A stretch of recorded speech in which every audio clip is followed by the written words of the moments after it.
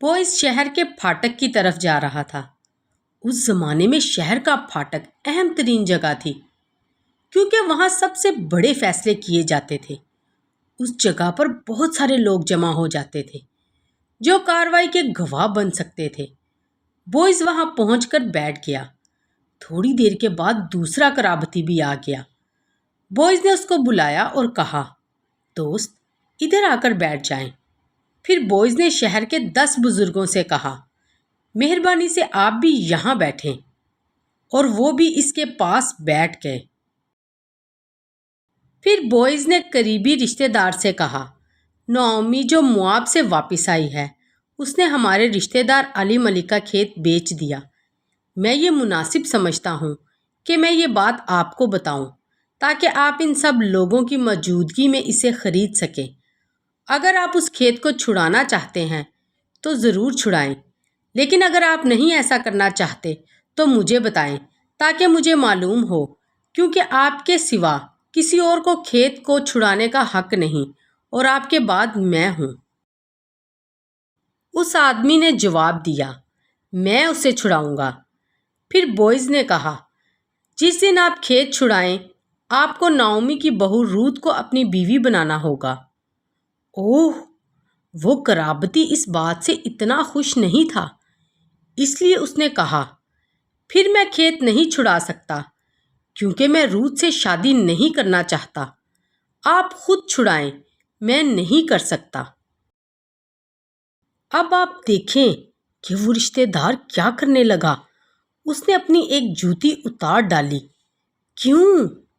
اس لیے کہ ان دنوں میں اسرائیل میں کسی کے مال کو خریدنے کا یہی طریقہ تھا۔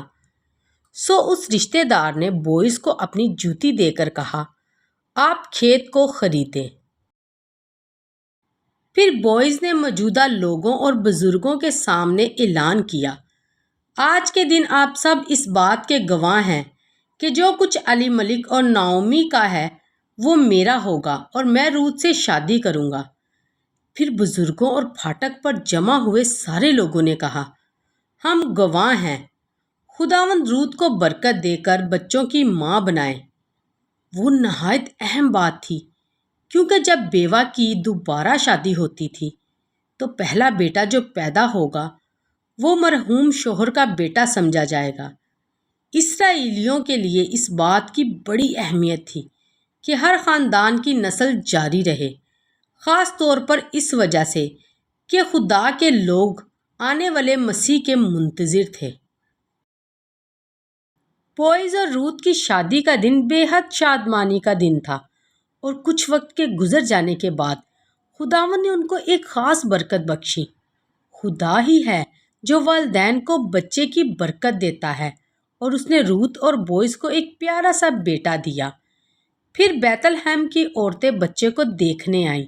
انہوں نے نعومی سے کہا، خداوند مبارک ہو جس نے آج کے دن آپ کو نزدیک کے قرابتی کے بغیر نہیں چھوڑا۔ اس بچے کا نام اسرائیل میں مشہور ہو۔ نعومی نے اس لڑکے کو اپنی گود میں اٹھا کر اپنی گہری محبت کا اظہار کیا۔ اس بچے کا نام عبید رکھا گیا۔ کیا آپ کو معلوم ہے کہ اس نام کا کیا مطلب ہے؟ عبادت کرنے والا یا خادم۔ یہ کتنا اچھا نام ہے۔ عبید داؤد بادشاہ کا دادا تھا، اور داؤد کے نام کا مطلب ہے پیارا۔ بائبل میں ہم پڑھتے ہیں کہ خدا نے داؤد کے بارے میں کہا کہ وہ میرے دل کے مطابق ہے، اور داؤد کی نسل میں سے بہت سال بعد یسوع مسیح پیدا ہوا۔ یسوع خادم بن کر لوگوں کی خدمت کرنے کے لیے دنیا میں آیا، اور وہ پیارا بھی تھا کیونکہ خدا نے اس کے بارے میں کہا، یہ میرا پیارا بیٹا ہے۔